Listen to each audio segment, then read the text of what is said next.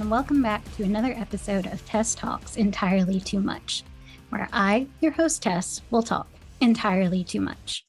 If you're watching the video, this is Frank. Frank is my emotional support co-host. He's here to make sure that I don't go completely off my rocker. And if you stick around for a little while, you'll probably see that I need someone to make sure that I don't go completely off my rocker. So, a little update.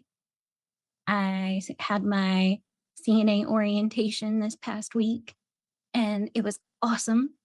By the time this episode comes out, I'll be like halfway through my first week of classes. So I'm really, really, really excited about it. I think I'm really going to enjoy it. It really feels like a place where I can pour my heart into people and be there for people and help take care of people. And I know that it's going to be a lot of hard work, but I think it's going to be worth it. I definitely think it's going to be worth it. So I'm just really excited about it. I also am going to get to see From Ashes to New with one of my friends towards the end of the month. So I'm very excited about that. That will make 3 concerts so far. I mean, the third one isn't until November, but like 3 concerts.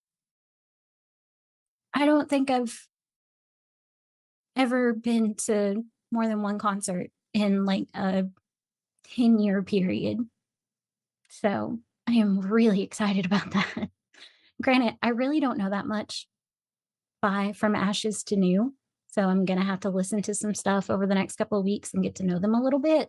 But the way I see it is like, this is a great way just to experience new music. I get to hang out with one of my best friends and it's a concert. Like, I am not going to say no to a concert unless if it's country. Then no, not going to do that. Country or Taylor Swift. If you like, you couldn't pay me $1 million to go to a Taylor Swift concert. Like, sorry, not happening. Anyways, I am very excited about all of the things that are happening and life. I've said it on Instagram, I don't know how many times the last few weeks, but life is beginning for me again. And it feels so good. It feels so good to be more than just a hollow person in a state of hyper panic. It feels good to be able to do these things, to do all of the things. And this is just the beginning. It's just the start.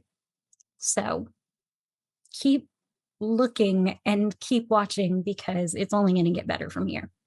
I have a feeling that it's only going to get better from here. All right. So this week, I am finally going to be talking about something that I really want to talk about, just haven't found the right time to do it. And then with the ramp episodes and everything, it just, I don't know. I wanted to do something this week that was a little bit more lighthearted to some. To me, it's more lighthearted. To others, it's probably like, oh gosh, this is the darker side of stuff. But I want to talk about my goth identity and why I fit into the goth subculture and how it's impacted me and influenced me, and how really and truly nobody who has known me for more than a couple of years should be surprised by the fact that I am gothy. So I'm going to save you all a history lesson. Okay. I'm not going to give you the full breakdown of what the goth subculture is. There are plenty of people who have written books on the topic. There's plenty of YouTubers. There's plenty of creators out there. If you want to understand the goth subculture, go look up those things. I recommend watching Jake Monroe on YouTube. He is awesome. He is a little bit more political And I haven't been watching him as much since he's gotten a little bit more political because I am like stepping away from politics. So watch him at your own risk, I guess you could say, at your own discretion. But he did recommend, some really good books whenever I first started watching him. And it just really opened my eyes to what being goth was all about. Because even going into it, I wasn't 100% sure. It just felt like the path that I needed to go down. I will say that this new age generation of goth is it is very political, and it's political in the sense that if you do not like identify yourself as a liberal or left-winged person, then they say that you can't be goth. And I very much rebut against that. Like I said, I'm not political. I'm taking the like, and I've never been political. I have opinions, I have beliefs, I have values, but I've never been just, all up in politics. It's never been my thing.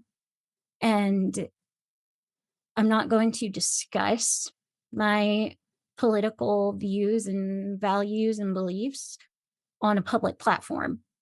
I'm just not going to do it. If you're curious about something or you want to know, message me. We can talk privately. But no, I'm not going to discuss it openly because I have opinions from all sides.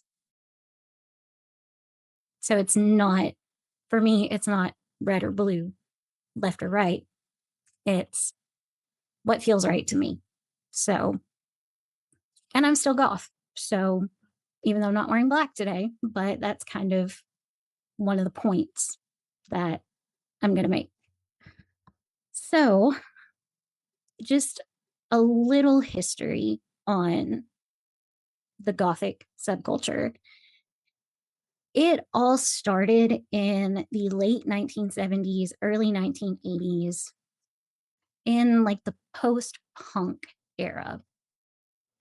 It was based and birthed in music, and musicians wanted to find a way to express themselves and experiment with heavier topics, melancholy lyrics, things that were a little bit darker than what the post punk kind of sound and songs were about.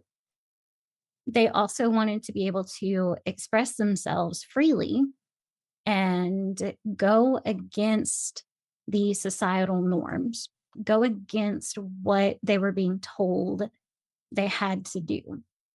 Kind of like the punk culture, but instead of being loud and vivacious like the punk culture, the Gothic subculture was a little bit more quiet and a little bit more reserved. It's like, yes, their appearance was louder to an extent because they did wear all black and they did, you know, do like the creepy makeup and all that kind of stuff. But it's not like screaming in your face, like literally screaming in your face, like the punk kind of stuff was. So there's that. Something that is really important in the goth subculture is music. And I'll be honest, the quote unquote goth bands that I've tried listening to, they're just not my style. Lyrically, I appreciate the songs lyrically. It's just the sound. And then some of them are, like today's bands. Quite a few of them are foreign. And so I don't understand what they're saying because they're like French or German or Portuguese or something like that. And unfortunately, I don't speak another language. I would love to speak another language, but I think Latin would be really fun to speak, or French. I don't know. Maybe I can pick something up this year since I'm doing everything else this year. Why not learn a new language? But the essence of goth is rooted in music. And you have bands like The Cure, Susie, the Banshees, the Wahas, I think is how you say their name. I've only ever heard Jake Monroe say their name, and he's Irish. He's not from America. He's from somewhere across the pond. One goth band that I do really still enjoy to this day is the band Him. And if you don't know this band by name, then you may know them by their like band logo, which is the heartagram. It's like a pentagram, but with a heart. And I was told whenever I was a teenager that they were like Satanists and, devil worshippers and everything. And that made me really sad as, like a Christian kid. I really liked this band. And then if they were like Satan worshippers, then like I didn't want to listen to them. Come to find out that they're not. They're not. The heartagram was just taking something that, gets associated with the goth culture a lot in a negative way. It was taking the pentagram and then turning it into a heart and making it into something. Their music is like that dark romance kind of stuff. It's like some of their lyrics are like,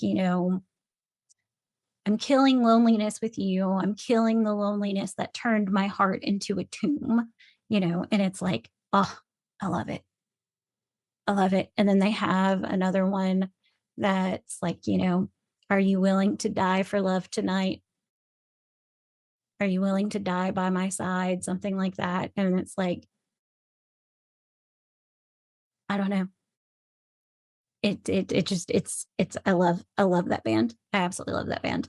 But yeah, so the music in the goth subculture is still really, really, really important. But I think personally that it's more than just the music. It's more than just the way that you dress. It's more than just the color of your hair or the way you do your makeup or, the art. Well, I take that back. Uh, it's it's so much more than just the music. Okay. I personally think that being goth has more to do with your mindset and your philosophy on life and your perspective on life than it does with the music. Because in order to enjoy the music, you have to appreciate what they're talking about. So for me, and, with these songs by him, the hopeless romantic, are you willing to die for love? Loneliness had turned my heart into a tomb, but now you've brought it back to life. I'm killing the loneliness. So those things, it's not necessarily that I relate to those things, but I appreciate those things. I appreciate that kind of, you know, poetic stance, right?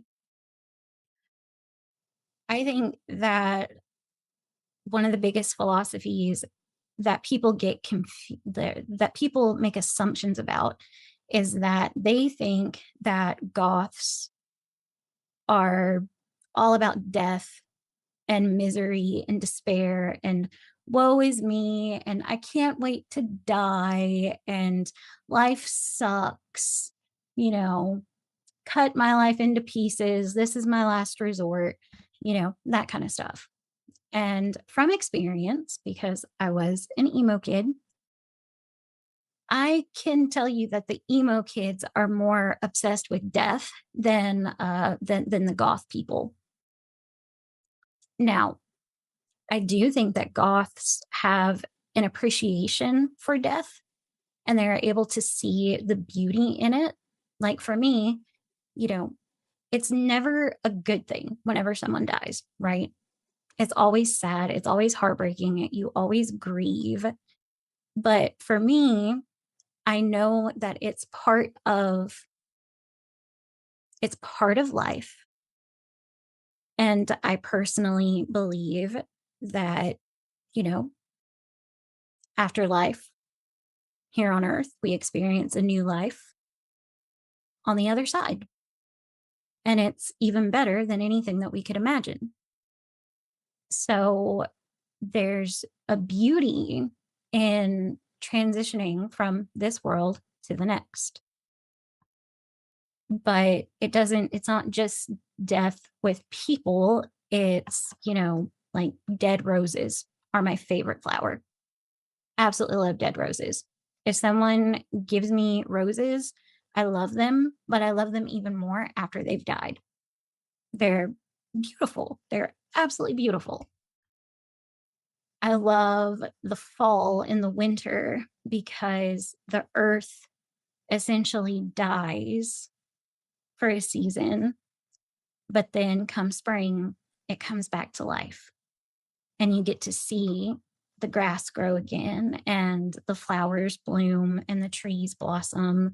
And it is just this very, very, very beautiful thing. I think that there are probably some goths who, romanticize death and everything and, kind of do that whole Romeo and Juliet kind of thing. But I don't think that's them as a whole. And to classify all goths as depressed or wanting to die or suicidal, that's just unfair. It's just unfair. You can't do that. And there's probably less goths who are in that state of mind than there aren't. So I think I said that right. It varies depending on who you ask what goth is. But for me, that's a little bit about what it is to me.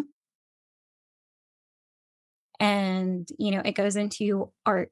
Like if you look at my walls, I've got little Grim Reapers and skulls and hearts and bear traps and, the bloody eyeballs and, mechanical hearts and just all kinds of stuff, right? Like my walls are covered in all kinds of stuff. And I have more stuff that isn't up on my walls that's even creepier.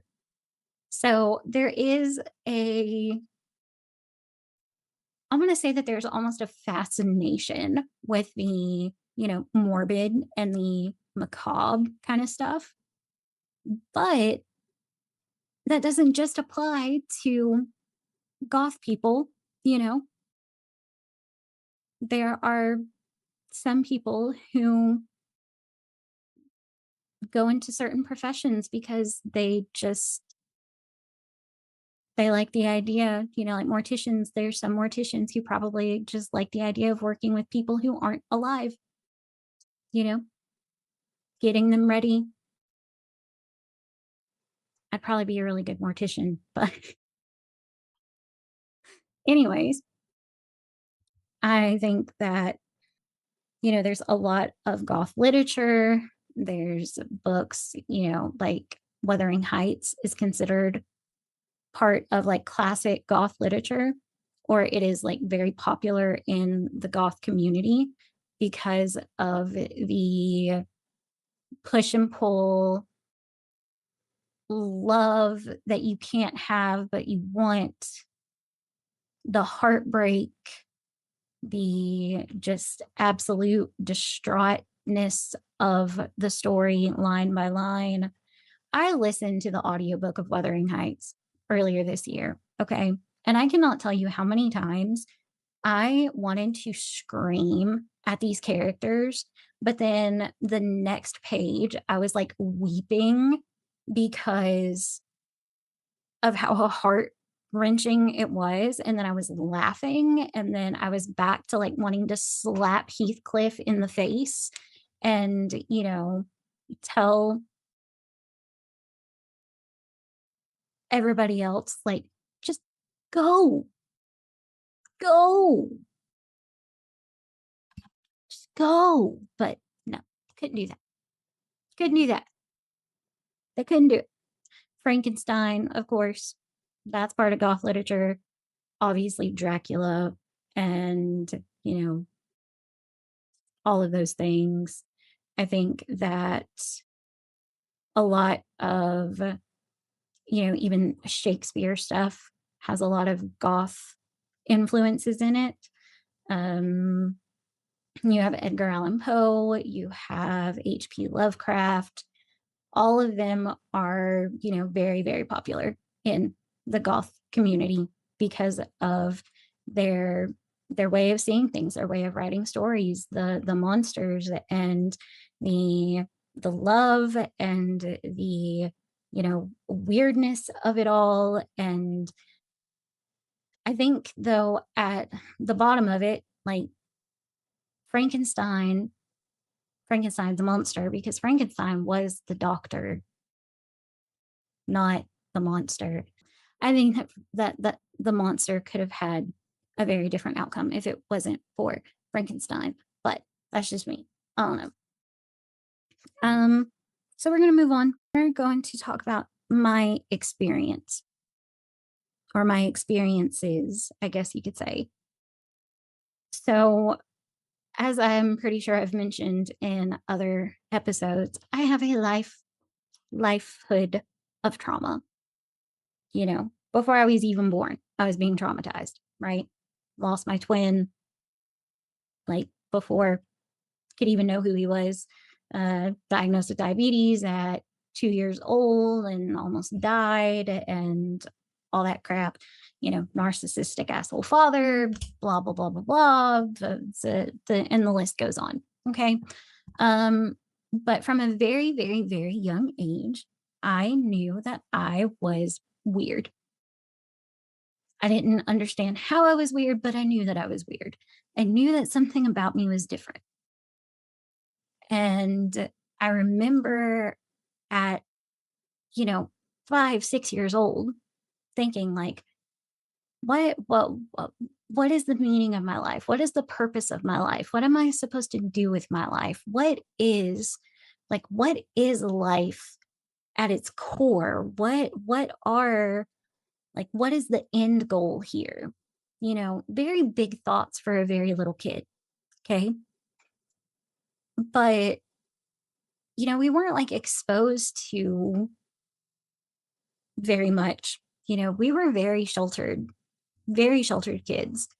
So, I didn't know what goth was. I didn't know what anything was. Like, I just knew that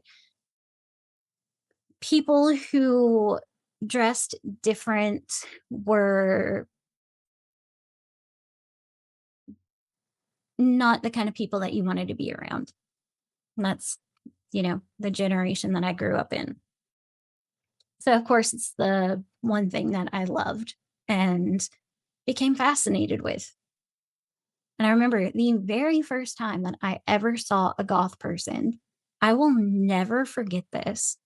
I was young. I was probably 5 or younger. And the county fair was in town. And I remember going to the fair. It was like one night. It was me and my parents and my brother. And we were walking around, and there were these 3 goth people that were walking. Like we were walking one way, they were walking the other. And they passed by us. And I was just like, I was just staring because I had never seen anybody like this before. And as they passed by us, there was a girl on the end closest to me.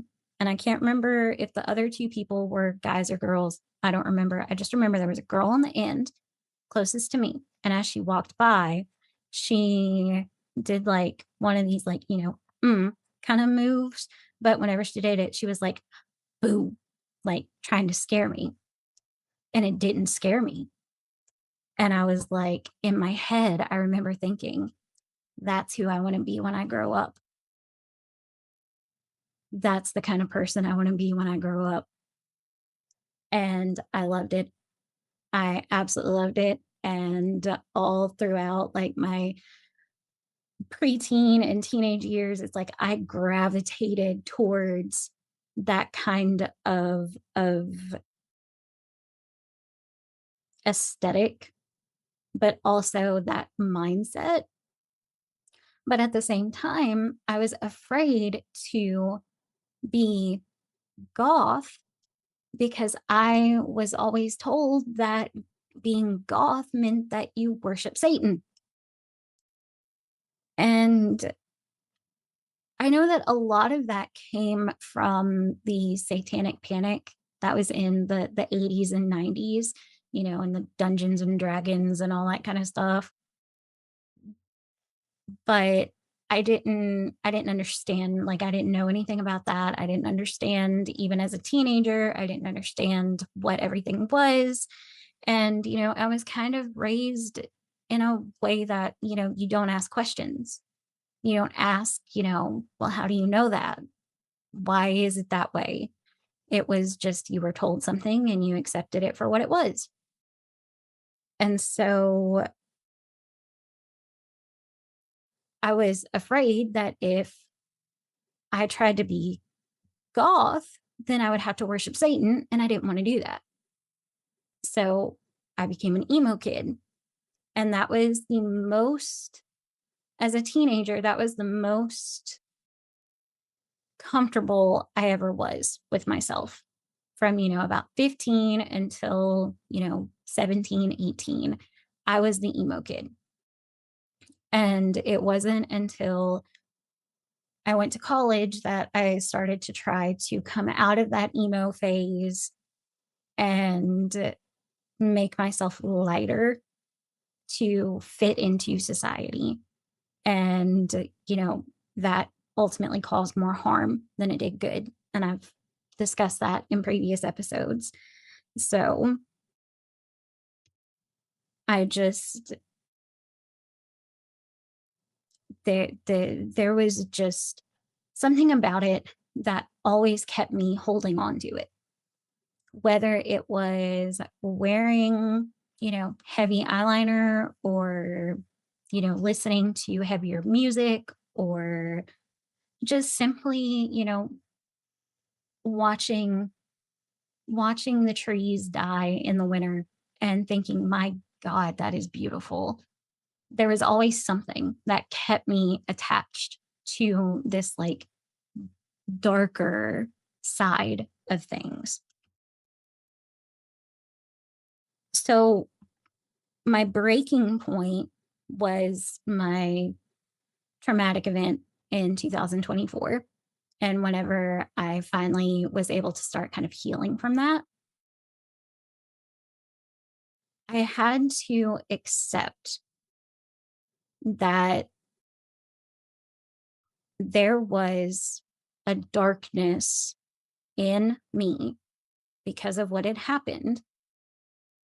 And I could either embrace that or I could let it kill me. And I remember the exact moment whenever I decided, like, and I don't even know if I fully decided that I was going to embrace it. I just, I needed a new, just like zip up hoodie. It was February of 2025. And I just needed a zip up hoodie. So I ordered just this solid black zip up hoodie from Walmart. And I got it and I put it on and I looked in the mirror and I zipped it up and I pulled the hood up and I saw myself in this solid black zip up hoodie and I felt like me. I felt like myself again. Not fully, but something about that hoodie was like, this is, this feels good. Like it almost felt like I was being hugged by the darkness. Okay. And it was in that moment that, like, I quit fighting against the darkness. Right. And then because of that, I just started to really think about, you know, what did I think of life? What did I think of death? What did I think of, all of these things? What did I think of religion? What did I think of politics? What did I think of, everything, absolutely everything. And this is in like the midst of, my PTSD. I'm starting to begin to heal from that, but I'm still having panic attacks every single day, multiple times a day. I am still terrified of everything that my body is doing. I still have zero trust in myself. Still have, like zero confidence in myself. And it's like, I just couldn't, I just couldn't help but, question all of these things all at the same time. And I just began to really ask myself, what is darkness? What is it? Because I obviously have it. I am carrying it. It is with me, but it's not evil. It's not bad. And people always say that, dark is evil and light is good and holy. So if I have darkness, that obviously means that I'm evil, but I'm not evil. I think that I've had evil things done to me, but that doesn't make me evil. And letting go of the hurt and the pain didn't eliminate the darkness that I was still living in. And I'm pretty sure I've shared this before, but there's this song by We Came as Romans and like Brand of Sacrifice. It's called Dark Bloom. It has a line in the song that says die or grow. And I heard that line one day. I've heard the song plenty of times before, but I heard that line one day and I was like, am I going to let my darkness kill me or am I going to grow in it? And that's whenever I realized that darkness isn't bad. And then I really started to think about it. And I love explaining it this way. You can't see the stars without the night sky. If the sun stayed out 24/7, you would never see the stars. And the stars are beautiful. They are one of my favorite things about life. I can't tell you how many times I have thought about, if I just stay until I see another starry night, I'll be happy.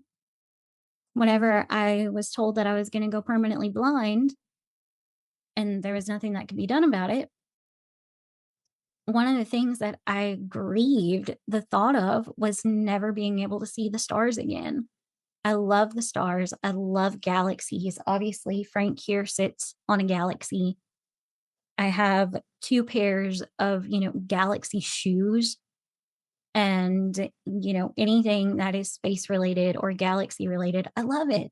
I absolutely love it. I always have. I've always, I was 20 something years old and still had glow in the dark stars on my ceiling. Okay. Just because I love the night sky, but you can't see the night sky if it's not night. And then trying to explain all of this to my mom, because my mom was still in and still kind of is like, we're working on it, but she's still in the mindset that goth equals satanic, and it doesn't. But that's the generation she was raised in, right? So I tried to explain to her, if it's hot outside and you're in the sun, you need a break from the sun. Where do you go? You look for shade. Is the shade evil? Is the shade bad? No, it's a reprieve. It's a respite. It gives you a break. And how can that be wrong? I even tried to explain it, like the same analogy, but it's like, a lot of people will go sit under a tree, a big shady tree. God created that tree, and God created the sun that's shining down on that tree. And God also created it to where the leaves aren't transparent and give shade. So God created the shade.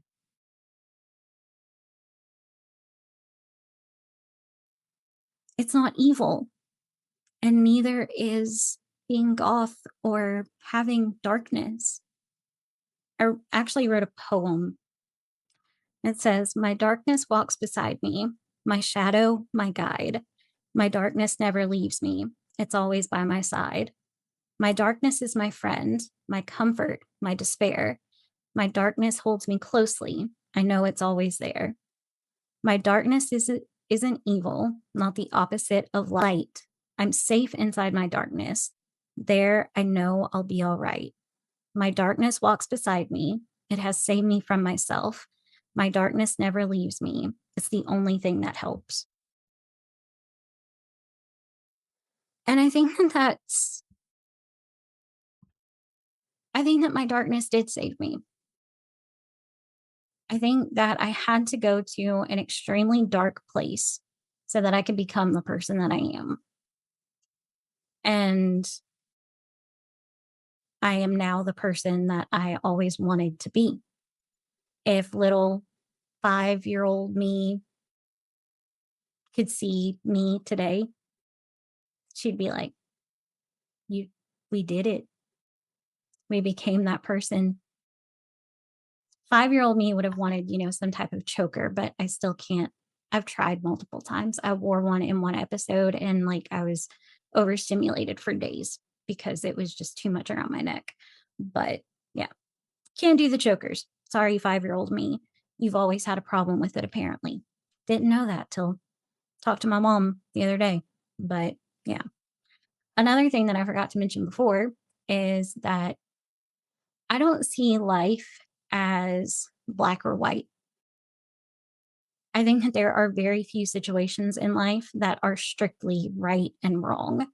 I think that life holds a million different shades of gray, and you have to have both black and white, light and dark to make those shades of gray. Okay.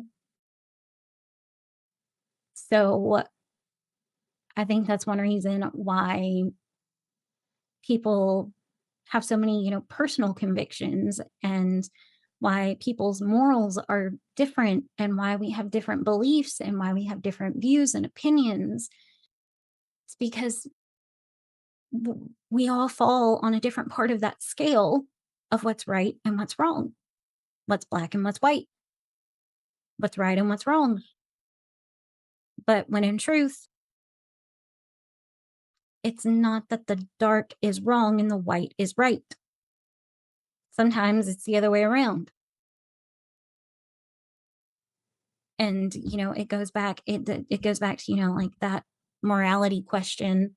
you know if your family was starving and you stole food from a grocery store, or if you're a police officer and you got called to a grocery store because someone was stealing food, like, would you arrest them?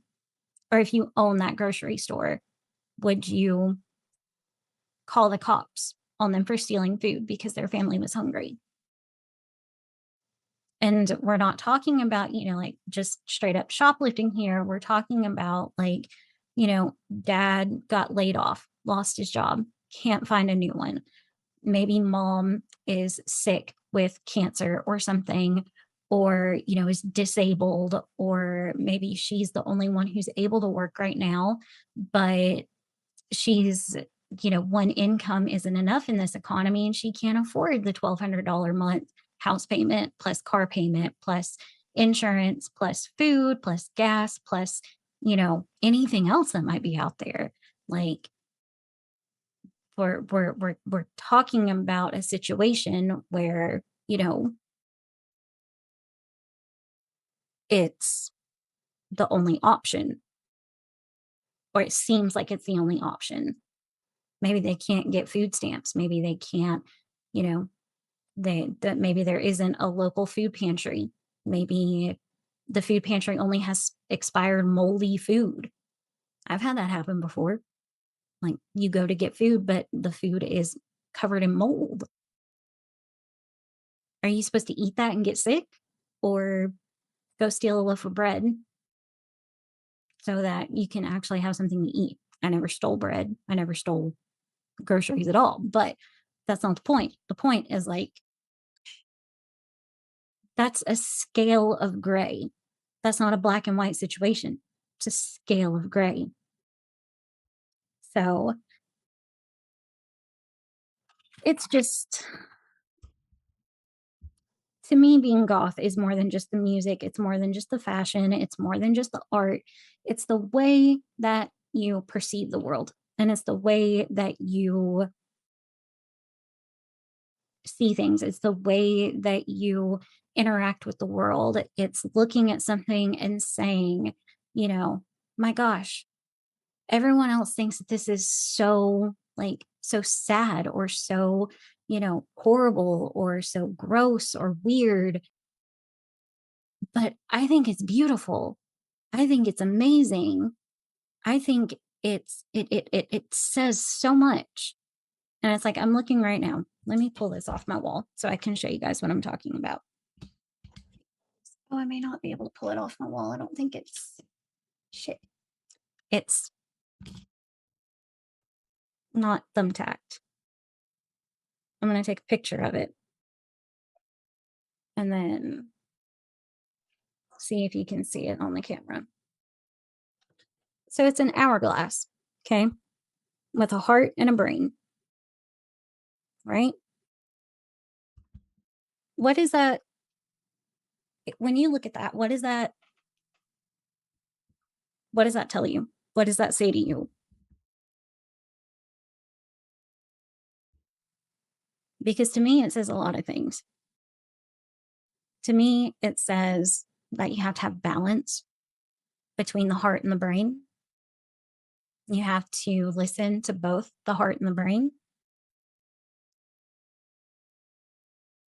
It tells me that they work together, that you can't have one without the other. It tells me that whenever the brain runs out of logic, the heart, you can flip it over and the heart can pick up where the brain left off, or vice versa. It's not about the organs themselves. It's about what I see when I look at them. I have all kinds of bloody eyeballs. It's not because I like bloody eyeballs. It's because I have dealt with blood behind my eyeballs and I'm able to make something that's a visual representation of that now because I can see to do it. I have skulls and, you know, skeletons and grim reapers and death all over the place. And it's not because I want to die. It's because I look death in the face every single day for, almost 2 years. And I chose to live. I chose to keep going, even on the days whenever I thought there's no way I'm going to make it through today. And I still have those days, not because of my PTSD anymore, but if you follow me on Instagram, you know that I struggle with PMDD, and it can get really bad. And last month, last month I was making videos saying goodbye to people because I didn't think that I was going to make it. I didn't have a plan. I didn't have I wasn't intending on doing anything, but I just had this gut feeling like I wasn't going to make it. And it was terrifying. It was absolutely terrifying. And I ended up making like a 3D pin piece that was like a really angry uterus or something. And, you know, that was screaming like, cut me out or something because I desperately want a hysterectomy. But that's beside the point. So like for me, it's not all of these things, they don't symbolize like actual real things, you know? They they're symbolic of other things. They're symbolic of like what I've gone through, what I've been through, what I've come back from. And the fact that, I walk hand in hand with my darkness now. I'm no longer fighting against it. And it is my friend. It is a comfort. It is also my despair. But I know that I can fall into it when I need to. I can fall into my darkness whenever I need to escape. It's a coping mechanism, but it's not an unhealthy coping mechanism. Because when I do fall into my darkness, it's not, I'm not suicidal. I'm not hurting myself. I'm not doing any of the things. Like, it is a safe place for me to be. So I do walk hand in hand with it. And I guess when it all boils down to it, for me, that's what being goth is all about, is walking hand in hand with your darkness. And we all have it. You can be the lightest, happiest, most Jesus loving person in the world, and you still have darkness, because darkness isn't evil. It's not bad. And tap into it. You might find out that you kind of like it. I know I do. I think it suits me. That's why I share on Instagram, you know, the memories that pop up on my Facebook of like when I got my hair done 10 years ago or how I looked 5 years ago or whatever. And it's like, I like me a lot better now because I'm finally me. I'm finally myself. And